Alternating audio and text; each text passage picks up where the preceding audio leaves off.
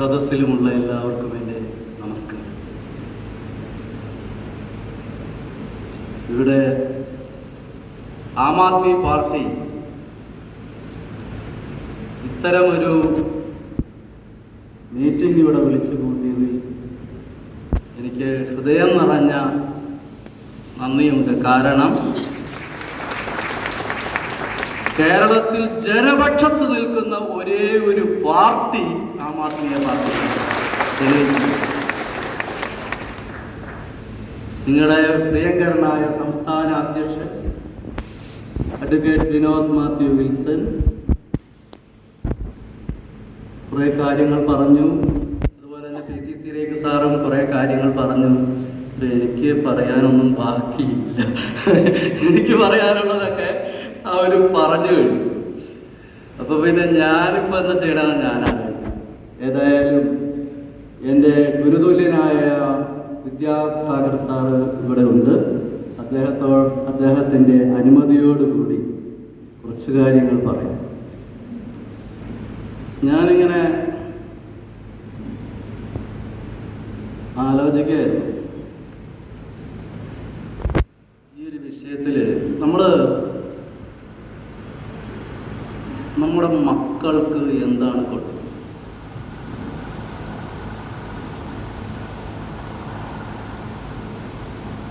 ഭക്ഷണം, വെള്ളമൊക്കെ നമ്മൾ കൊടുക്കുന്നുണ്ട്. എന്ത് ഭക്ഷണമാണ് കൊടുക്കുന്നത്?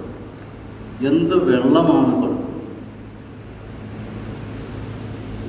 ഞാൻ ഒരു മാസത്തോളം യൂറോപ്പിലായിരുന്നു. എന്തൊരു എനർജിയാണ് അവിടെ നിന്ന്. ഒരു മാസത്തെ ഭക്ഷണം കഴിച്ചിങ്ങോട്ട് വന്നു കഴിഞ്ഞപ്പോൾ എന്തൊരു എനർജിയാണ്. ഇന്ന് നമ്മളിൽ പലരും 20-25 വർഷം കഴിഞ്ഞ പ്രമേഹമാണ്. പണ്ടത്തെ കാലത്ത് കേൾവിയില്ല. നമ്മുടെ അച്ഛൻ വേണ്ട, അച്ഛൻ്റെ അച്ഛൻ പ്രമേഹം കേട്ടിട്ടുണ്ടോ? ഇല്ല. ഇന്ന് പേരറിയുന്നതും പേരറിയാത്തതുമായ അനവധി രോഗങ്ങൾ മൂലം നമ്മൾ കഷ്ടപ്പെടും. നിങ്ങൾ എന്തെങ്കിലും അദ്ദേഹം മുല്ലപ്പെരിയാർ വിഷയം പറയാൻ വന്നിട്ട് ഡോക്ടറാവുകയാണ്, രോഗവിവരങ്ങളാണ് ഈ പറയുന്നതെന്ന് ഒരുപക്ഷെ നിങ്ങൾ ചിന്തിക്കും.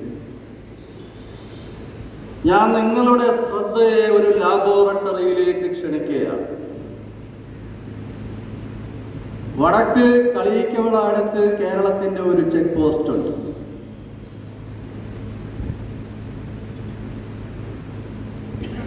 വടക്കല്ല, തെക്ക്. വടക്ക് ഒരു ചെക്ക് പോസ്റ്റ് ഉണ്ടല്ലോ. എന്താണ്? ഷോളയാർ. പേര് അങ്ങോട്ടും ഇങ്ങോട്ടും മാറിപ്പോകും. ഷോളയാറുമാണ്. വാളയാർ ചെക്ക് പോസ്റ്റ് ഒരു ലാബോറട്ടറി സജ്ജീകരിച്ച് എന്തിനാണെന്നറിയോ? കേരളത്തിലേക്ക് വരുന്ന ഭക്ഷ്യവിഭവങ്ങൾ ടെസ്റ്റ് ചെയ്യാനാണ്. എന്ത് നല്ല കാര്യമല്ലേ! നല്ല പച്ചക്കറി നമുക്ക് കിട്ടും, നല്ല ഇറച്ചി കിട്ടും, മീൻ കിട്ടും. കേരള ജനത സന്തോഷിച്ചു. നിങ്ങൾക്ക് മൊബൈൽ ഫോൺ ഉണ്ടല്ലോ, നിങ്ങൾ FB-യിലോ മറ്റോ ഒക്കെ ഒന്ന് വിടുകയാണെങ്കിൽ കുറേ പേരിലേക്ക് കൂടി സന്ദേശം എത്തും. കയ്യിലുള്ളവർ FB ലൈവ് ഇടാം, അല്ലെങ്കിൽ റെക്കോർഡ് ചെയ്ത് ഷെയർ ചെയ്യാം, എന്തെങ്കിലുമൊക്കെ ചെയ്യും.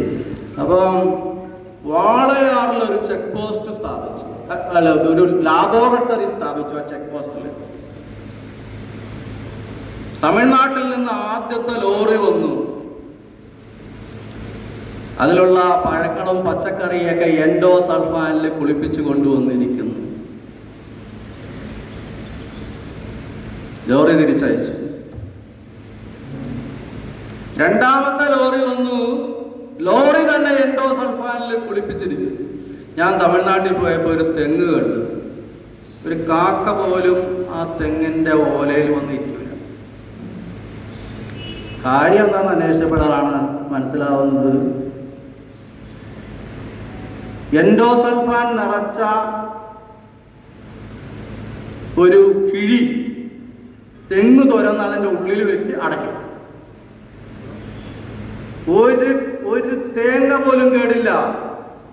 ഒരു തേങ്ങ എടുക്കാനല്ല, കരിക്ക് കേരളത്തിലേക്ക് കൊണ്ടുപോകാനുള്ള കരിക്ക് നമ്മൾ വിശ്വസിച്ച് കരിക്ക് പോലും കുടിക്കാൻ പറ്റുന്നുണ്ടോ? നമ്മൾ ആശുപത്രിയിലൊക്കെ നമ്മുടെ അച്ഛനും സഹോദരന്മാരും ഒക്കെ രോഗിയായിട്ട് കിടക്കുമ്പോൾ ഒരു നല്ല കരിക്ക് വാങ്ങിച്ചു കൊടുക്കാൻ കഴിയുന്നുണ്ടോ? മൂന്നാമത്തെ ലോറി വന്നപ്പോൾ സെന്റ് ജോർജ് ഫോർട്ടിൽ നിന്ന് സെന്റ് ജോർജ് ഫോർട്ടിൽ ഉണ്ടായിരുന്നാണ് പി സി ശ്രീക് സാർ. മൂന്നാമത്തെ ലോറി വന്നപ്പോൾ സെന്റ് ജോർജ് ഫോർട്ടിൽ നിന്ന് തമിഴ്നാടിന്റെ ഭരണസിരാ കേന്ദ്രമായ സെന്റ് ജോർജ് ഫോർട്ടിൽ നിന്ന് വിളി വന്നു കേരളത്തിലെ തമ്പുരാക്കന്മാർക്ക്. കേരള മുഖ്യമന്ത്രിക്ക് വിളി വന്നു. എന്താണ് നിങ്ങൾ ചെയ്യുന്നത്? നല്ല കാര്യം. നിങ്ങളുടെ ജനങ്ങൾക്ക് നിങ്ങൾ നല്ല ഭക്ഷണം കൊടുക്കാൻ തീരുമാനിച്ചിരിക്കുന്നു, നല്ല പച്ചക്കറികൾ കൊടുക്കാൻ തീരുമാനിച്ചിരിക്കുന്നു, നല്ല പഴങ്ങൾ കൊടുക്കാൻ തീരുമാനിച്ചിരിക്കുന്നു, ഇറച്ചിയും മീനും നല്ലത് കൊടുക്കാൻ തീരുമാനിച്ചിരിക്കുന്നു. നല്ല കാര്യം. അങ്ങനെ തന്നെ ഒരു സർക്കാർ ചെയ്യണം. പക്ഷെ ഒരു കാര്യമുണ്ട്, അത് ചെയ്യുന്നതിന് മുമ്പ് ഈ മുല്ലപ്പെരിയാർ വിഷയത്തിൽ നിങ്ങളുടെ MLA-മാരും MP-മാരും രാഷ്ട്രീയ നേതൃത്വവും മേടിച്ച ട്രില്യൺസ് ആൻഡ് ട്രില്യൺസ് ഡോളേഴ്സ് ഉണ്ടല്ലോ, അതിങ്ങടെ എടുത്തു വെക്കും. അതിങ്ങടെ എടുത്തു വെച്ചിട്ട് മതി ഞങ്ങളുടെ ലോറി തടയല്. പിന്നെ നിങ്ങളുടെ പ്രിയ സഹോദരി സഹോദരന്മാരെ, ഒരു ലോറി പോലും തമിഴ്നാട്ടിലേക്ക് തിരിച്ചു പോയില്ല.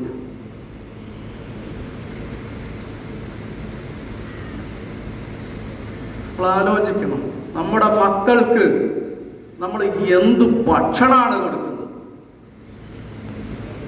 ഇനി വെള്ളം കൊടുക്കാൻ പറ്റുമോ? ഭക്ഷണത്തിന്റെ കാര്യം പോട്ടെ, വെള്ളം കൊടുക്കാൻ പറ്റും? പച്ചവെള്ളേ. ഞാൻ വളരെ അഭിമാനത്തോടുകൂടി ആലുവക്കാരനായ ഒരാൾ വളരെ അഭിമാനത്തോടുകൂടി പറയായിരുന്നു, ഞാൻ കിണറിലെ വെള്ളമാണ് കുടിക്കുന്നത്, ശുദ്ധജലമാണ് ഞാൻ കുടിക്കുന്നത് എന്ന് അഭിമാനത്തോടു കൂടി പറയുമായിരുന്നു.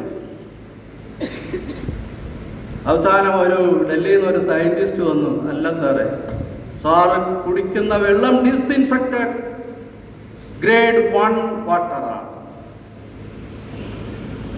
എന്താന്ന് എനിക്ക് മനസ്സിലായില്ല. കേരളത്തിൽ ശുദ്ധജലമില്ല. അപ്പൊ ഞാൻ ചോദിച്ചു, മഴ പെയ്തു വരുന്നതോ? അപ്പൊ അദ്ദേഹം സാർ ഒരു കാര്യം ചെയ്യും, മഴ പെയ്യുമ്പോൾ കുറച്ച് വെള്ളം എടുക്ക്, കിണറ്റിൽ നിന്ന് കുറച്ച് വെള്ളം എടുക്ക്, മുനിസിപ്പൽ സപ്ലൈ, ഞങ്ങളുടെ ആലുവ മുനിസിപ്പാലിറ്റിയുടെ സപ്ലൈ അത് കൊടുക്ക്, പരിശോധിക്കാം. ഞാൻ വളരെ അഭിമാനത്തോടെ കിണറിലെ വെള്ളമാണ് കുടിക്കുന്നത്, ശുദ്ധജലമാണ് കുടിക്കുന്നത് വിചാരിച്ചിരുന്ന ഞാനിത് 3 കൂടി ടെസ്റ്റിന് അയച്ചു. 3 ഒരേ സംഭവമാണ്, വിഷജലം. നിങ്ങൾ വിചാരിക്കും എങ്ങനെയാണ്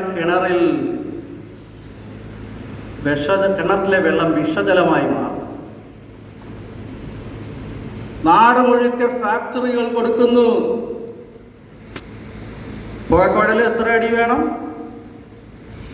50 അടി, 10 അടി പൊക്കത്തിൽ വെക്കും. ജനത്തിന്റെ മൂക്കിലേക്ക് വിഷപ്പുക. ഈ വിഷപ്പുകയാണ് വെള്ളമായി മഴയോടൊപ്പം താഴേക്ക് വരുന്നത്. അഴിമതി. നിങ്ങളുടെ നേതാവ് അഴിമതിക്കെതിരെ ഗർജിച്ച ഒരു ഇന്ത്യൻ സിംഹമാണെന്നതിൽ ഞാനും നിങ്ങളോടൊപ്പം അഭിമാനിക്കും. അഴിമതിയാണ്. അനധികൃതമായതെല്ലാം ചെയ്യാൻ അനുവദിച്ചുകൊണ്ട് ഫാക്ടറികൾ നടത്തും. നിങ്ങളുടെ വിചാരം ഒരു കോയാക്ക നടത്തുന്ന ഫാക്ടറി, അല്ലെങ്കിൽ ഒരു ജോൺ നടത്തുന്ന ഫാക്ടറി, അല്ലെങ്കിൽ ഒരു ദാമോദരൻ നടത്തുന്ന ഫാക്ടറി അല്ലേ? അല്ല. കേരളത്തിൽ നല്ല നിലയിൽ പ്രവർത്തിക്കുന്ന എല്ലാമെന്ന് ഞാൻ പറയില്ല, ഒട്ടുമുക്കാൽ വ്യവസായ സംരംഭങ്ങൾ നടത്തുന്നത് രാഷ്ട്രീയ നേതൃത്വമാണ്. അല്ലാത്തവനെയൊക്കെ ഇവിടെ നിന്ന് കെട്ടുകിട്ടി. സാബു ജേക്കബ് ഓടിയില്ലേ? എത്രയോ ആൾക്കാർ ഇവിടുന്ന് ഓടി. ഗൾഫിലൊക്കെ പോയി പണിയെടുത്ത് കൊണ്ടുവന്നത് സകലതും ഇവിടെ വ്യവസായത്തിൽ മുടക്കിയിട്ട് അവനെയൊക്കെ നമ്മളിവിടെ കെട്ടുകെട്ടിച്ചില്ലേ? സമ്മതിക്കത്തില്ല കേരളത്തിലെ രാഷ്ട്രീയ നേതാക്കൾ. അതിന് ഇടതുപക്ഷമെന്നോ വലതുപക്ഷത്തിൽ ഇവരൊക്കെ തന്നെ ബിസിനസ് നടത്തും. മുല്ലപ്പെരിയാർ വിഷയം എന്ന് പറയുന്നത് ഡാമിന്റെ വിഷയമല്ല. അതാണ് നിങ്ങൾ മനസ്സിലാക്കേണ്ടത്. ഇത് അഴിമതിയുടെ വിഷയം. MLA വിചാരിച്ചാൽ തീരുന്ന പ്രശ്നം. നിങ്ങളൊക്കെ ഓരോ MLAയുടെ കോൺസ്റ്റിറ്റ്യുവൻസിയിൽ ഉള്ള ആൾക്കാരായിരിക്കും അല്ലേ? തൊടുപുഴയാണെങ്കിൽ ശ്രീ PJ ജോസഫ്. ഒരു MLA വിചാരിച്ചാൽ തീരുന്ന പ്രശ്നമേ ഉള്ളൂ മുല്ലപ്പെരിയാർ വിഷയം. എങ്ങനെയാണെന്നല്ലേ, ഞാൻ സുപ്രീം കോടതിയിൽ കേസ് കൊടുത്തു. എന്തു പറഞ്ഞിട്ടാണ്? റിലയബിലിറ്റി സയന്റിസ്റ്റുകൾ വന്ന് ഡാം പരിശോധിച്ച് അതിന്റെ ഡേറ്റ് ഓഫ് ഡീകമ്മീഷനിങ് ഫിക്സ് ചെയ്യണം എന്നുവരെ നിൽക്കും. അവര് പറയാണ് കരാറിന്റെ കാലാവധിയായ 999 വർഷം നിൽക്കുന്നു പറഞ്ഞാൽ നിന്നോട്ടെ. കാരണം അവരാണ് എത്രമാത്രം എന്ത് എക്യുപ്മെന്റും റിലയബിൾ ആണെന്ന് പറയാൻ അധികാരപ്പെട്ടവർ. ഇന്ത്യ വാങ്ങിയല്ലോ റാഫേൽ എയർക്രാഫ്റ്റ് ഫ്രാൻസിൽ നിന്ന്. ആ റാഫേൽ എയർക്രാഫ്റ്റ് എത്ര നാൾ ഇന്ത്യൻ എയർഫോഴ്സിന് റിലയബിൾ ആണെന്ന് പറയേണ്ടത് അവരാണ്. ഇന്ന് മനുഷ്യ ശരീരത്തിൽ ആർട്ടിഫിഷ്യൽ ഹാർട്ട് വരെ വെക്കുന്നുണ്ട്. അത് എത്ര നാൾ റിലയബിൾ ആണെന്ന് പറയേണ്ടത് റിലയബിലിറ്റി സയന്റിസ്റ്റുകളാണ്. ഒരു സിമന്റ് സ്ട്രക്ചർ, ഈ കെട്ടിടം എത്ര നാൾ റിലയബിൾ ആണ്? ഞാൻ ജർമ്മനിയിൽ വെച്ചൊരു പാലം, ആ പാലം ഡീകമ്മീഷൻ ചെയ്യുന്നു, അത് ഡിസ്പ്ലേസ് ചെയ്യാണ്. ഒരു കേടുമില്ല, കാരണം അതിന്റെ എക്സ്പയറി ഡേറ്റ് കഴിഞ്ഞു. അതുകൊണ്ട് കേടുണ്ടോന്ന് നോക്കൂല അവര്.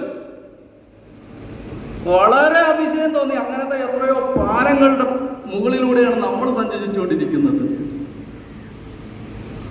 എക്സ്പയറി ഡേറ്റ് എല്ലാത്തിനും, മരുന്നുകൾക്ക് മാത്രമല്ല. ഡാമിന്റെ എക്സ്പയറി ഡേറ്റ് 35 to 40 years ആണെന്ന് ഗാഡ്ഗിൽ റിപ്പോർട്ടിൽ പറയുന്നു. ജർമ്മനി പറയുന്നു, ഫ്രാൻസ് പറയുന്നു, അമേരിക്ക പറയുന്നു. അപ്പോ ഒരു സിമന്റ് സ്ട്രക്ചർ, ഒരു dam structure, how long it is reliable എന്ന് പറയേണ്ട ആളുകളാണ് റിലയബിലിറ്റി സയന്റിസ്റ്റ്. അപ്പൊ ഞാൻ കോടതിയിൽ പറഞ്ഞിരിക്കുന്ന വലിയ ഗഹനമായ നിയമപ്രശ്നങ്ങളൊന്നുമില്ല. റിലയബിലിറ്റി സയന്റിസ്റ്റുകൾ വന്ന് ഡാം പരിശോധിക്കട്ടെ എന്നാണ്. അതിന്റെ ഉള്ളിൽ ഒരു ഐഡിയ ഉണ്ട്. എന്താണെന്ന് വെച്ചാൽ റിലയബിലിറ്റി സയൻസ് പ്രകാരം ഒരു ഡാമിന്റെ കാലാവധി 40 years ആണ്. അപ്പൊ പിന്നെ മറിച്ചവർക്ക് പറയാൻ പറ്റുമോ? ഇല്ലല്ലോ. അപ്പൊ റിലയബിലിറ്റി സയന്റിസ്റ്റുകൾ വന്ന് ഡാം പരിശോധിക്കേണ്ട ഒരു സാഹചര്യം ഉണ്ടായാൽ ഡിസ്പ്ലേസ് ചെയ്യാൻ പറയും, ഡീകമ്മീഷൻ ചെയ്യാൻ പറയും മുല്ലപ്പെരിയാർ. അത് ഉറപ്പാണ്. അതാണ് ഇവിടുത്തെ രാഷ്ട്രീയ നേതൃത്വത്തിന് പേടി. കൊടുക്കണ്ടേ? ജയലളിത പറഞ്ഞില്ലേ? ജയലളിത പറഞ്ഞതെന്താണ്? കേരളത്തിലെ രാഷ്ട്രീയ നേതൃത്വം ഇടതായാലും വലുതായാലും ഭരിച്ചവരൊക്കെ വാങ്ങിയതിന്റെ കണക്ക് തമിഴ്നാട് ഗവൺമെന്റ് സൂക്ഷിച്ചിട്ടുണ്ട്, ഞങ്ങൾ പബ്ലിഷ് ചെയ്യും. ഇത് അഡ്വക്കേറ്റ് റസ്സൽ ചോയി പറഞ്ഞതല്ല. ഇല്ല, ജയലളിത പറഞ്ഞതാണ്. തമിഴ്നാടിന്റെ പ്രിയങ്കരിയായിരുന്ന മുഖ്യമന്ത്രി പറഞ്ഞതാണ്. അപ്പോ റിലയബിലിറ്റി സയന്റിസ്റ്റുകൾ വന്ന് ഡാം പരിശോധിക്കണമെങ്കിൽ എന്ത് ചെയ്യണം? ഒരു MLA വിചാരിച്ചാൽ മതി. നിങ്ങളുടെ MLA ആണ് തൊടുപുഴയിലെ MLA PJ ജോസഫ്. പല പ്രാവശ്യം ഞാൻ പറയാതിരുന്നിട്ട് കാര്യമൊന്നുമില്ല, നിങ്ങളും അറിയണം. എത്ര പ്രാവശ്യം MLA ക്വാർട്ടേഴ്സിൽ വിളിച്ചു വരുത്തി ഈ വിഷയം പറഞ്ഞതാണ്. ഞാൻ കാലു പിടിച്ച് പറഞ്ഞാണ്. ഒരു പ്രാവശ്യമെങ്കിലും മുല്ലപ്പെരിയാർ എന്നൊരു വാക്ക് നിയമസഭയിൽ പറയാൻ പറഞ്ഞതാണ്. എന്നോട് പറയാമെന്നും പറഞ്ഞുകൊണ്ട് നിയമസഭയിൽ പോയിരുന്നതാണ്. 2 മിനിറ്റ് ഞാൻ പറയും റസലെ, എനിക്ക് 7 മിനിറ്റ് അനുവദിച്ചിട്ടുണ്ട്. ഞാൻ എന്താണോ റസൽ എന്നെ ബ്രീഫ് ചെയ്തത് ഞാൻ നിയമസഭയിൽ പറയും.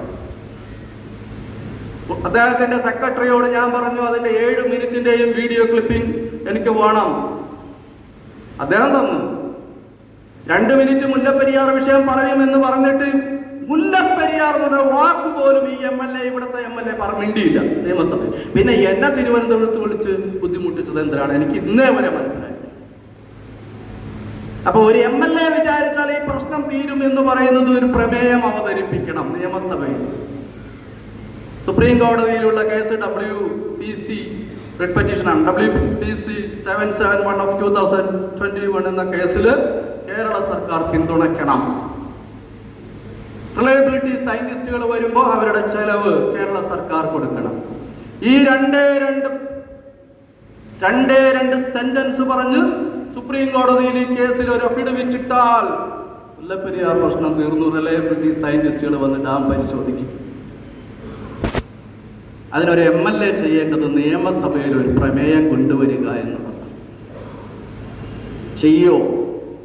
ഏതെങ്കിലും ഞാൻ വെല്ലുവിളിച്ച് 140 MLA-മാരെ വെല്ലുവിളിച്ചിട്ട് റസൽ ജോയി പറയുന്നു, നിങ്ങൾക്ക് കഴിയുമോ കേരളത്തിലെ ജനപക്ഷത്ത് നിൽക്കാൻ, കേരളത്തിലെ ജനങ്ങളോട് കൂടെ നിൽക്കാൻ നിങ്ങൾക്ക് സാധിക്കുമോ? ഇപ്പൊ വലിയ മാമാങ്കം നടക്കുന്നുണ്ടോ? എന്ത് യാത്രയാണ്? നവകേരള യാത്ര. സാധിക്കുമോ നിങ്ങളുടെ ഒരു MLA-ക്ക്? പ്രതിപക്ഷത്തോട് ഞാനിത് തന്നെയാണ് ചോദിക്കുന്നത്. നിങ്ങളുടെ ഒരു MLA-ക്ക് അത്തരം ഒരു പ്രമേയം ജനപക്ഷത്ത് നിന്ന് കൊണ്ടുവരാൻ സാധിക്കുമോ? Another milestone we achieved together. അവിടെ എഴുതി വെച്ചേക്കണാണ്, ഞാൻ പറയുന്നതല്ല. Another milestone we achieved together. Aam Aadmi പാർട്ടിയുടെ കേരള ചരിത്രത്തിൽ ഒരു അച്ചീവ്മെന്റ് ആണ് ഈ സമ്മേളനം. ഇവിടെ നമ്മൾ തുടങ്ങുകയാണ്. 140 MLA-മാർ ശബ്ദിക്കുന്നില്ലെങ്കിൽ, കേരള ജനപക്ഷത്ത് നിൽക്കുന്നില്ലെങ്കിൽ, 20 MP-മാര് ലോകസഭയിലുള്ള ഒരു ജനപക്ഷത്ത് നിൽക്കുന്നില്ലെങ്കിൽ, രാജ്യസഭയിലെ MP-മാര് നിൽക്കുന്നില്ലെങ്കിൽ, ഒരു സംശയവും വേണ്ട, ഈ ഇരിക്കുന്ന സമൂഹത്തിൽ നിന്ന് MLA-മാരും MP-മാരും ഉണ്ടാവും. ഈ ഇരിക്കുന്ന വിനോദ് മധ്യ വിൽസൺ മുഖ്യമന്ത്രിയാവും. ഇതൊന്നും അകലത്തൊന്നുമല്ല. ഇത് നമ്മുടെ കൈവെള്ളയാണ്. ഈ ജനങ്ങളുടെ മുമ്പാകെ നമ്മൾ വെക്കേണ്ട ഒരേ ഒരു കാര്യം എന്താണ്? നമ്മൾ എബിളാണെന്ന് കാണിക്കുക. ഇടതുപക്ഷത്തെയും വലതുപക്ഷത്തെയും മാറ്റി നിർത്തിക്കൊണ്ട് ഞങ്ങൾ ഭരണത്തിലേക്ക് എത്തും എന്ന് ഒരു ബോധ്യം, ഒരു ഉൾക്കാഴ്ച ഈ കേരളത്തിലെ ജനങ്ങൾക്ക് കൊടുക്കാൻ കഴിഞ്ഞാൽ ഇവിടെ ഇരിക്കുന്നവർ MLA-മാരായിട്ട് നിയമസഭയിലുണ്ടാവും. ഒരു സംശയം അത് വേണ്ട. കാരണം മടുത്തു. എന്നോടൊരു ചേട്ടൻ ചോദിച്ച്, സാറേ എന്നാ ഈ മുല്ലപ്പെരിയാർ ഡാം പൊട്ടണേ? ഞാൻ ചോദിച്ചു, എന്താ ചേട്ടാ, ഞങ്ങളൊക്കെ ഇത് പൊട്ടല്ലേ? ഈ കേരളം തന്നെ മാപ്പിൽ നിന്ന് ഇല്ലാണ്ടാവും. ലിബിയയിൽ കണ്ടപ്പോ പേടിച്ചു പോയി. മുല്ലപ്പെരിയാർ ഡാമിന്റെ 15-ൽ 2 മാത്രം വെള്ളമുള്ള ലിബിയയിലെ ഡാം തകർന്നപ്പോ അങ്ങോട്ട് വെള്ളം നഗരത്തിലെ ജനങ്ങളെയും കൊണ്ടും മൃഗങ്ങളെയും കൊണ്ടും കൂളായിട്ട് അങ്ങോട്ട് പോയി. തിരിച്ചൊരു സുനാമിയായിട്ട് ഇങ്ങ് വന്നില്ലേ? 7 നില കെട്ടിടത്തിന്റെ മുകളിലൂടെ സുനാമിയായിട്ടാ വന്നത്. ആലോചിച്ച് നോക്കി. 15-ൽ 2 വെള്ളം കൊണ്ട് പോയതാണ് കടലിലേക്ക്. തിരിച്ചു വന്നത് കടലിന് നക്കി തുടച്ചുകൊണ്ടു. ധർണ നഗരത്തെ നക്കി തുടച്ചുകൊണ്ടു. അപ്പൊ നമ്മുടെ അവസ്ഥ എന്തായിരിക്കും? 15 TMC വെള്ളം മുല്ലപ്പെരിയാർ, തൊട്ട താഴെയുള്ള ഇടുക്കിയിൽ 70 TMC, ഭൂതത്തക്കെട്ട്, ലോവർ പെരിയാർ എല്ലാം കൂടി കൂട്ടിയത് 120 TMC. 120 കിലോമീറ്റർ നീളം, 1 കിലോമീറ്റർ വീതി, 100 അടി താഴ്ചയിലുള്ള ജലം എന്ന് പറഞ്ഞാൽ ഭാവനയിൽ നിൽക്കില്ല. അതുകൊണ്ട് കടലിലേക്ക് പോയാൽ, കടൽ തിരിച്ചു കയറി വന്നാൽ കേരളം ഉണ്ടാവോ? കർണാടകയുടെ തീരപ്രദേശങ്ങൾ ഉണ്ടാവുമോ? മുംബൈ ഉണ്ടാവുമോ? ഗോവ ഉണ്ടാവോ? ഉണ്ടാകില്ല എന്നൊരാൾ പറഞ്ഞിട്ടുണ്ട്. ആരാണ്? നോസ്ട്രഡാമസ് പറഞ്ഞ പ്രവചനങ്ങളിൽ പൂർത്തീകരിക്കാതെ പോയ ഏക പ്രവചനം ഇതാണ്. പൂർത്തീകരിക്കപ്പെടരുത് അല്ലേ? ഈ പ്രവചനം പൂർത്തീകരിക്കപ്പെടരുത്. അപ്പോ ഞാൻ പറഞ്ഞത്, ഒരു MLA-ക്ക് സാധിക്കും, ഒരു MP-ക്ക് സാധിക്കും. MP-ക്ക് സാധിക്കുന്ന പറഞ്ഞാൽ കേന്ദ്ര സർക്കാർ ഈ കേസിൽ കക്ഷിയാണ്. ഞാൻ കൊടുത്ത കേസ് കേന്ദ്ര സർക്കാർ പറയാണ്, റിലയബിലിറ്റി സയന്റിസ്റ്റുകൾ വന്ന് ഡാം പരിശോധിക്കട്ടെ, അതിന്റെ നെസസറി എക്സ്പെൻസ് ഞങ്ങൾ ബെയർ ചെയ്തോളാം എന്ന് പറഞ്ഞാൽ തീരും. അത് ആവശ്യപ്പെടാൻ കേരളത്തിൽ നിന്നൊരു MP പോലുമില്ല. രാജ്യസഭയിലും ഇല്ല, ലോകസഭയിലും ഇല്ല എന്നുള്ള സത്യം നമ്മൾ തിരിച്ചറിവാണ്. അറിവല്ല നമുക്ക് വേണ്ടത്, തിരിച്ചറിവാണ്. ഇങ്ങനെ പോയാൽ നമ്മുടെ മക്കളുടെ മൂക്കിൽ ചെളി കയറും എന്നുള്ള തിരിച്ചറിവാണ് നമുക്ക്. രാഷ്ട്രീയം മാറേണ്ടതുണ്ട്, കേരളത്തിലെ രാഷ്ട്രീയം മാറേണ്ടതുണ്ട്. അതുകൊണ്ട് നിങ്ങൾ എന്നെ കേട്ടുപോകുന്ന നിങ്ങളുടെ MP-യോട് പറയുക, സാറേ പാർലമെന്റിൽ ഗീർവാണം അടിച്ചിട്ട് കാര്യമില്ല, മുല്ലപ്പെരിയാർ എന്ന് പറഞ്ഞ് പ്രസംഗിച്ചിട്ട് കാര്യമില്ല. നിങ്ങളൊരു അഡ്ജോൺമെന്റ് മോഷൻ, അടിയന്തര പ്രമേയം, കോളിംഗ് ഇൻ മോഷൻ, ശ്രദ്ധ ക്ഷണിക്കൽ പ്രമേയം, എന്തെങ്കിലും ഒന്ന് നിങ്ങൾ ചെയ്യും. നിങ്ങൾ അധികാരപ്പെട്ടവരാണ്, ചെയ്യും. നിങ്ങൾ ആവശ്യപ്പെടണം. നിങ്ങളുടെ MLA, നിങ്ങളുടെ പ്രിയങ്കരായ MLA-മാരോട്, MP-മാരോട്, നിങ്ങൾ അവർക്കൊക്കെ ഫോണുണ്ടല്ലോ, വിളിച്ചു പറയണം, സാറേ ആ കേസിനെ സപ്പോർട്ട് ചെയ്യും. കേരള സർക്കാർ അങ്ങനെ ആവശ്യപ്പെട്ടുകൊണ്ട് നിങ്ങളൊരു പ്രമേയം അവതരിപ്പിക്കുക. അല്ലാണ്ട് അവിടെ നിന്ന് പ്രസംഗിക്കണ്ട. നിങ്ങൾ ഒരു പ്രസംഗവും അവിടെ നടത്തണ്ട. നിങ്ങളൊരു അടിയന്തര പ്രമേയത്തിന് അല്ലെങ്കിൽ കോളിംഗ് അറ്റൻഷൻ മോഷന് നിങ്ങൾ നോട്ടീസ് കൊടുക്കും. കഴിഞ്ഞ ദിവസം ഇടുക്കി MP-യോട് ജർമ്മനിയിലുള്ള എൻ്റെ ഒരു ഫാക്ടറി നടത്തുന്ന സുഹൃത്ത് പറഞ്ഞതിന്റെ പേരിൽ മാത്രം ഇടുക്കി MP-യോട് ഞാൻ പറഞ്ഞു ഇത് ചെയ്യാൻ പറഞ്ഞു. അല്ലെങ്കിൽ ഞാൻ പല പ്രാവശ്യം പറഞ്ഞിട്ടുള്ളത് 140 MLA-മാർക്കും MP-മാർക്കും ഈ ശ്രീ AK ആന്റണി അടക്കമുള്ള നേതാക്കൾക്കും ഞാൻ വ്യക്തിപരമായും കത്തിലൂടെയും ഈ വിഷയം ആവശ്യപ്പെട്ടിട്ടുള്ളതാണ്. ആരും അനങ്ങിയിട്ടില്ല. പക്ഷേ ജർമ്മനിയിലുള്ള എൻ്റെ ഒരു സുഹൃത്ത്, ഒരു വ്യവസായി പറഞ്ഞതനുസരിച്ച് ഞാൻ ഒരു പ്രാവശ്യം കൂടി ശ്രീ ഡീൻ കുര്യാക്കോസിനെ വിളിച്ചു. അപ്പൊ അദ്ദേഹം എന്നോട് പറഞ്ഞത് അടിയന്തര പ്രമേയത്തിന് നോട്ടീസ് കൊടുത്തിട്ടുണ്ട്. ഞാൻ പറഞ്ഞ നോട്ടീസിന്റെ കോപ്പി ഒന്നും പിന്നെ എനിക്കൊന്ന് അയച്ചതാണ്. ഇന്നേ വരെ അയച്ചിട്ടില്ല. തിരിച്ചറിയണം, ഈ വെള്ളം മുണ്ടെടുത്ത പെരുങ്കള്ളന്മാരെ, വെള്ളമുണ്ടെടുത്ത പെരുങ്കള്ളന്മാരെ നിങ്ങൾ തിരിച്ചറിയണം. എന്നോട് പറഞ്ഞു പോയിന്റ്സ് ഒക്കെ ഒന്ന് പറഞ്ഞു കൊടുക്കും, എന്തൊക്കെ പറയണം പാർലമെന്റിൽ. ഞാൻ എല്ലാ പോയിന്റ്സും ഇട്ട് പവർ പോയിന്റ്സ് എന്ന് എഴുതി, പവർ പോയിന്റ്സ് എന്നെഴുതി ബഹുമാനപ്പെട്ട MP-ക്ക് കൊടുത്തിട്ടുണ്ട്. എന്തെങ്കിലും ചെയ്യുവാണെങ്കിൽ ചെയ്യട്ടെ. അപ്പോൾ അതാണ്. ഇങ്ങനെയൊക്കെ പറയുമ്പോൾ ശ്രീ PC സുരേഷ് സാറ് പറഞ്ഞ തമിഴ്നാട്ടുകാർക്ക് വെള്ളം കൊടുക്കണമല്ലോ, വേണ്ടേ? ഇതുമാത്രം സ്നേഹിതരുള്ള ഒരു സ്ഥലമാണ് തമിഴ്നാട് എന്ന് പറയുന്നത്. എനിക്ക് അത്രയും സ്നേഹിതർ അവിടെ ഉണ്ടാവാൻ തന്നെ കാരണം അവരുടെ ഒരു ഫ്രണ്ട്ഷിപ്പിലുള്ള സിൻസിയറിറ്റിയാണ്. സിൻസിയറാണ് അവർ ഫ്രണ്ട്ഷിപ്പിൽ. ജീവൻ കൊടുത്ത് നമ്മുടെ കൂടെ നിൽക്കുന്ന ഒരു സ്വഭാവമുള്ളവർ. അതുകൊണ്ട് തമിഴ്നാട്ടിൻ്റെ എല്ലാ ജില്ലകളിലും ധാരാളം സുഹൃത്തുക്കളുണ്ട്. അവർക്ക് വെള്ളം കൊടുക്കണമല്ലോ.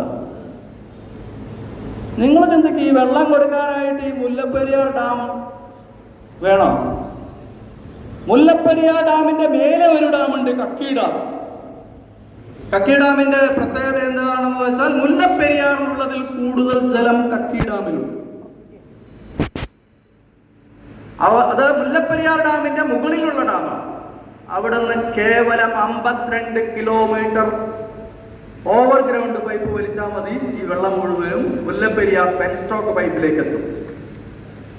തമിഴ്നാടിന് ഇന്ന് കിട്ടുന്നതിൽ കൂടുതൽ വെള്ളം കിട്ടും, ഇന്ന് കിട്ടുന്നതിൽ കൂടുതൽ ഇലക്ട്രിസിറ്റിയും ഉൽപ്പാദിപ്പിക്കും. എന്താ പ്രശ്നം? കൂടി വന്ന 100 കോടി ചെലവ്. ഇവര് പറയണ പുതിയ ഡാം ഉണ്ടാക്കാനായിട്ട് 2000-3000 കോടിയാണ്. അവരൊക്കെ അത് ഉണ്ടാക്കണമല്ലോ, അല്ലെങ്കിൽ അതിന്റെ പകുതി അടിച്ചെടുക്കാൻ പറ്റൂലല്ലോ. ഒറ്റയടിക്ക് 100 കോടി പോക്കറ്റ്, അല്ലെങ്കിൽ 1000 കോടി പോക്കറ്റ് ഒരു ഡാം പണിയാൻ നടക്കാം. ഈ ഡാമിന്റെ മുകളിൽ വേറെ ഉള്ള ഡാമുണ്ട്. അതിലൂടെ 52 കിലോമീറ്റർ മാത്രം പൈപ്പ് വലിച്ചാൽ മുല്ലപ്പെരിയാർ പെൻസ്റ്റോക്ക് പൈപ്പിലേക്ക് ഘടിപ്പിക്കാം തമിഴ്നാടിന്. ഇതിൽ കൂടുതൽ വെള്ളം, ഇതിൽ കൂടുതൽ വൈദ്യുതി. പക്ഷെ ഒരു കാര്യമുണ്ട്, പണം തരണം. പണം തരണം, വെറുതെ കൊണ്ടുപോകാൻ പറ്റില്ല. ഇന്ന് പണമൊക്കെ വാങ്ങുന്നത് രാഷ്ട്രീയ നേതൃത്വവും ദാരിദ്ര്യവും സങ്കടവും കഷ്ടപ്പാടും രോഗവും ഏറ്റുവാങ്ങുന്നത് നമ്മളും. ആ പരിപാടി നടക്കില്ല. പുതിയ കരാറ് വരും. കക്കി ഡാമിൽ നിന്ന് വെള്ളം കൊടുക്കാൻ തീരുമാനിച്ചാൽ ഇല്ലാത്ത കരാറിന്റെ പേര് പറഞ്ഞ് കേരളവും തമിഴ്നാട്ടിലെയും രാഷ്ട്രീയ നേതൃത്വം താങ്ങി നിർത്തിയിരിക്കുന്ന ഒരു ഡാം അപ്രസക്തമാവും. തമിഴ്നാട്ടിൽ നിന്ന് ഇത് പറയാൻ ഒരാളുണ്ടായി. തമിഴ്നാട് ഘടകം BJP പ്രസിഡന്റ് ശ്രീ അണ്ണാമലൈ പച്ചയോടെ തുറന്നടിച്ച് പറഞ്ഞു. എന്താ പറഞ്ഞത്? കേരളത്തിലെ ഇടത് വലത് രാഷ്ട്രീയ നേതൃത്വവും തമിഴ്നാട്ടിലെ DMK രാഷ്ട്രീയ നേതൃത്വവും കൂടി ഇരു സംസ്ഥാനങ്ങളിലുമുള്ള ജനങ്ങളെ വഞ്ചിക്കുകയാണ്. അണ്ണാമലൈ പറഞ്ഞതാ. വെളിവുള്ളവരുണ്ട് നാട്ടിൽ, IPS ആണ്, സാറിനെ പോലെ സിവിൽ സർവീസിലുള്ള ആളാണ്, IPS-ലുള്ള ആളാണ്. അദ്ദേഹം പറഞ്ഞു, ഞാൻ പറഞ്ഞു താങ്കൾ പറഞ്ഞ ആ ഒരൊറ്റ സ്റ്റേറ്റ്മെന്റിൽ താങ്കളുടെ മുഖത്ത് നോക്കി, കാരണം 10 വർഷമായിട്ട് ഞാനിവിടെ പറയുന്നതാണ്, താങ്കളുടെ മുഖത്ത് നോക്കി ഒരു അഭിനന്ദനം എനിക്ക് പറയണം, ഞാൻ ചെന്നൈയിലേക്ക് വരട്ടെ. അദ്ദേഹം പറഞ്ഞ മറുപടി എന്താണെന്നറിയോ? ബഹുമാനനായ അഡ്വക്കേറ്റ് ശ്രീ റസൽ ജോയി, താങ്കൾ ചെന്നൈയിലേക്ക് വരരുത്. കേരളത്തിലുള്ളവർ നിങ്ങളെ അറിയുന്നതിൽ കൂടുതൽ തമിഴ്നാട്ടിലുള്ളവർ നിങ്ങളെ അറിയും. ആരെങ്കിലും പ്രശ്നം ഉണ്ടാക്കിയാലോ അത് പേടിച്ചിട്ടാണ്. അതുകൊണ്ട് ഞാൻ പൊള്ളാച്ചിയിലേക്ക് വരാം. അപ്പൊ കേരളത്തിൽ നിന്ന് കുറച്ചങ്ങോട്ട് നീങ്ങിയാൽ മതിയല്ലോ. ആരോടും പറയാൻ നിൽക്കണ്ട, എന്നെ കാണാൻ വരുന്ന കാര്യം നമുക്ക് കാണാമോ. അങ്ങനെ ഞാൻ അദ്ദേഹത്തെ പൊള്ളാച്ചിയിൽ പോയി മുഖാമുഖം ദർശിച്ച് എൻ്റെ അഭിനന്ദനം അറിയിച്ചു. അദ്ദേഹം പറഞ്ഞു, ഞാൻ കേരളത്തിൽ വന്ന് പറയാം. ഞാൻ ആലോചിച്ചുകൊണ്ടിരിക്കുന്നു, ശ്രീ അണ്ണാമലയെ കേരളത്തിൽ കൊണ്ടുവന്ന് ഇതുപോലെ ഒന്ന് പറയിപ്പിക്കണം, ആലോചിച്ചുകൊണ്ടിരിക്കും. അപ്പം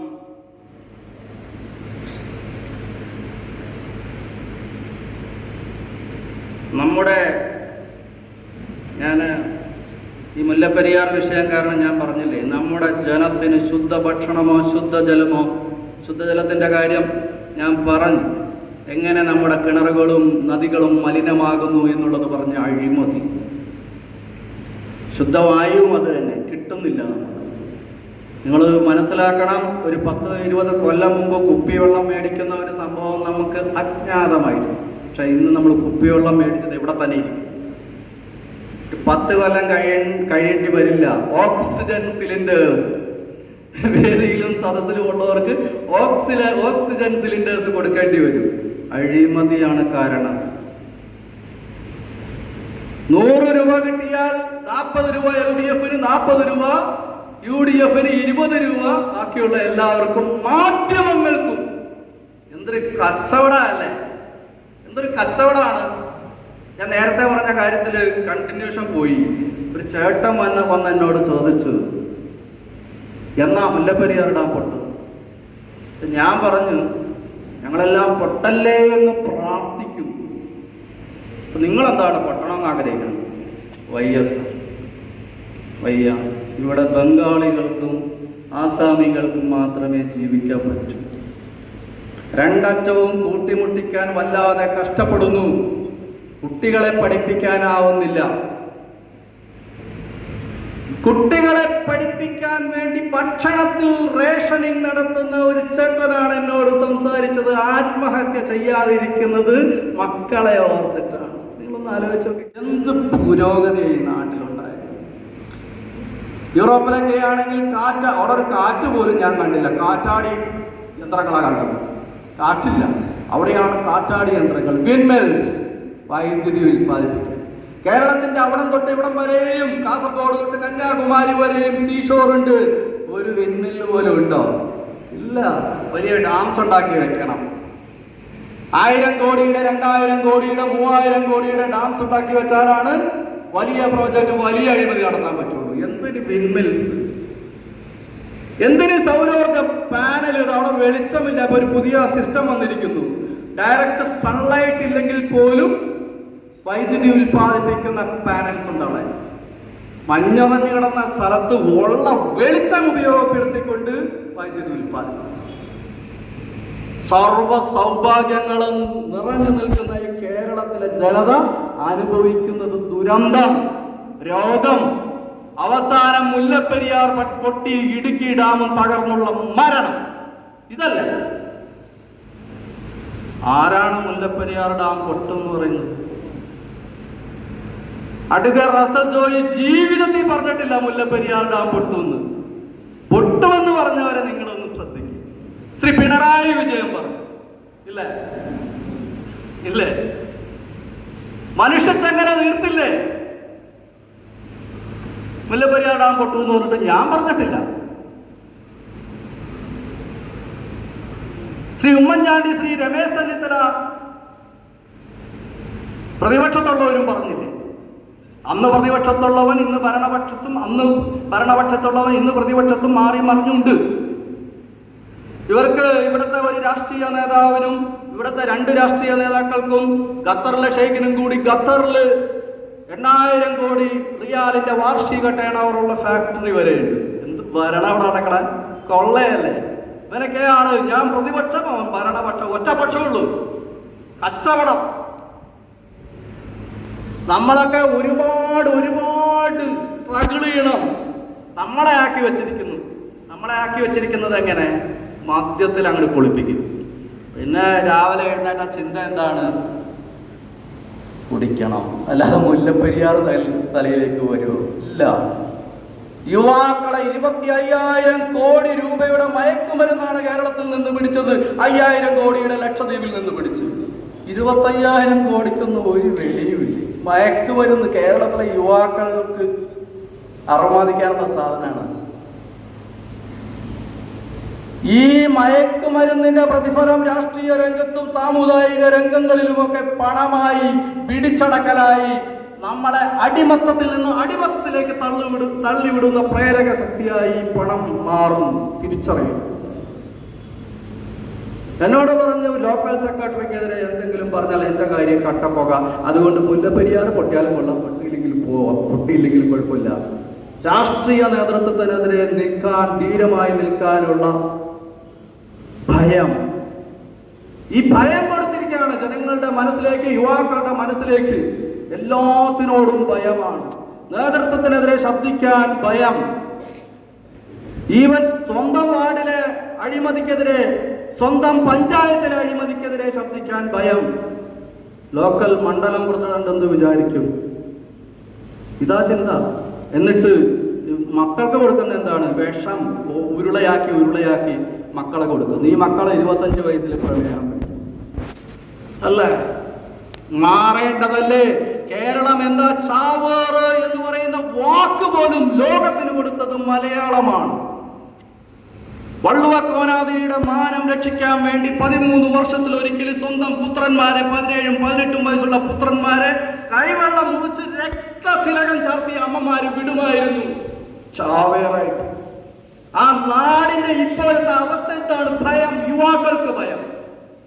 നീ കാണിക്കുന്നത് അഴിമതിയാണ്, നീ കാണിക്കുന്നത് തെറ്റാണ്, നീ കാണിക്കുന്നത് തമിഴ്നാടിനോടും കേരളത്തിനോടുമുള്ള വെല്ലുവിളിയാണ് എന്ന് ചങ്കുറപ്പോടെ നിവർന്നു നിന്ന് പറയാനുള്ള കഴിവില്ലായ്മയാണ്. ഇതാണ് ഇവിടുത്തെ പഠിപ്പീര്.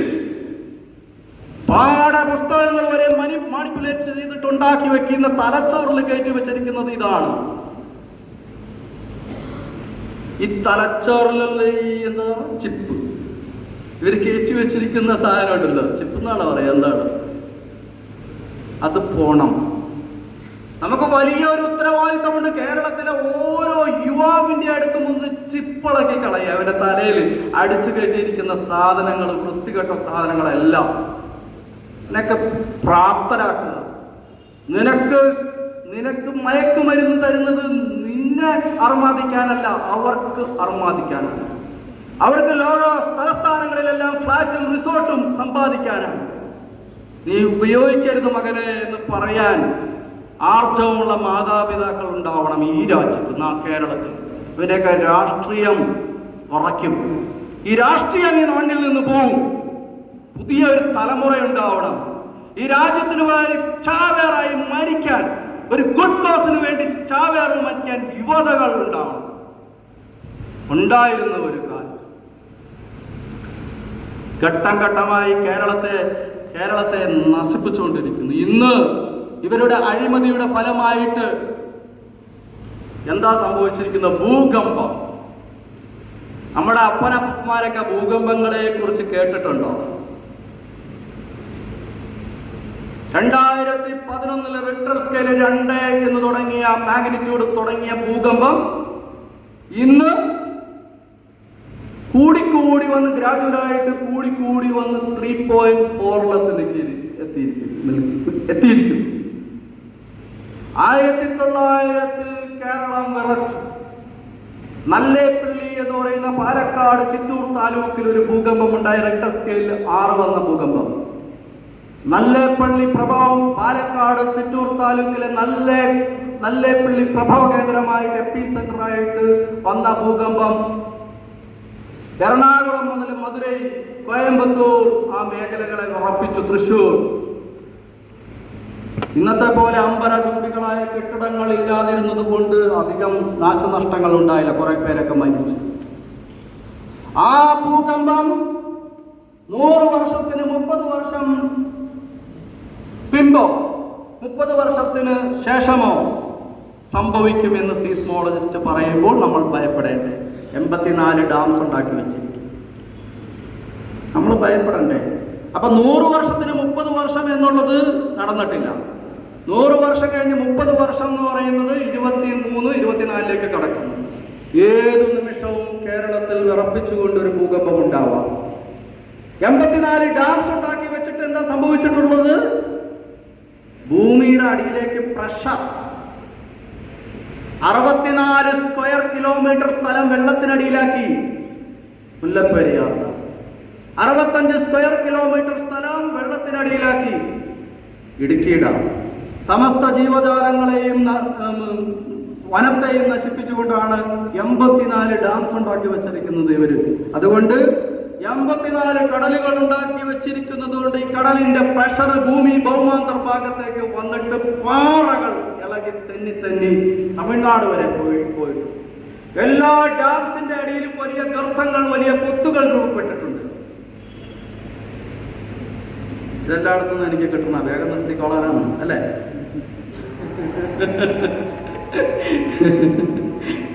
എല്ലായിടത്തും കിട്ടുന്നതാണ്. അപ്പോ വലിയ ഗർത്തങ്ങൾ രൂപപ്പെട്ടിരിക്കും.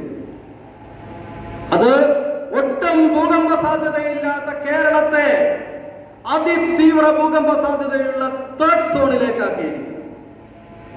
ഇവിടെ റിക്ടർ സ്കെയിലിൽ 7-ലധികം വരുന്ന ഭൂകമ്പങ്ങൾ ഉണ്ടാകാം, മാഗ്നിറ്റ്യൂഡ് വരുന്ന ഭൂകമ്പങ്ങൾ ഉണ്ടാകാം. എറണാകുളത്ത് വൈറ്റിലയിൽ ഒരു അനൗദ്യോഗിക റിപ്പോർട്ടോട് ഒരു എപ്പിസെന്റർ കണ്ടെത്തിയിരിക്കുന്നു എന്ന്. 7-ലധികം വരുന്ന ഭൂകമ്പം ഉണ്ടാകാൻ സാധ്യതയുണ്ട് എന്ന്.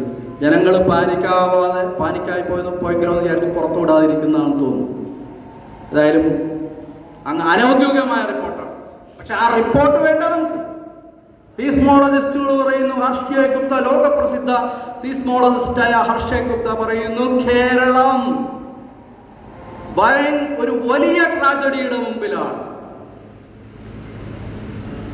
ഇത് ഇടുക്കിക്കാരുടെ പ്രശ്നം, ഇത് എറണാകുളത്തുകാരുടെ പ്രശ്നം, ഞങ്ങൾക്കൊരു പ്രശ്നവുമില്ല എന്ന് പറയുന്ന കാസർഗോഡുകാരനും തിരുവനന്തപുരംകാരനും മനസ്സിലാക്കുക.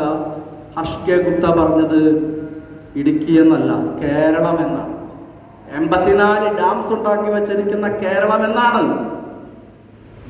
നമ്മുടെ അഫ്ഗാനിസ്ഥാനിൽ സംഭവിക്കുമ്പോൾ അത് അവിടെയാണ്, നേപ്പാളിൽ സംഭവിക്കുമ്പോൾ അത് ഇവിടെയാണ്, ഇവിടെയാണ് മറ്റിടത്താണെന്നൊക്കെ പറയും. ഇവിടെ പുകഞ്ഞുകൊണ്ടിരിക്കുകയാണ് നമ്മൾ. ഒരു അഗ്നിപർവ്വതത്തിന്റെ മുകളിൽ നിൽക്കുന്ന പോലെ പുകഞ്ഞുകൊണ്ടിരിക്കുകയാണ്. ഏതായാലും ഇനി അധികം നീട്ടുന്നില്ല. അവസാനമായി ഒരു ചെറിയ കാര്യം കൂടി പറഞ്ഞ് ഞാൻ അവസാനിപ്പിക്കാം.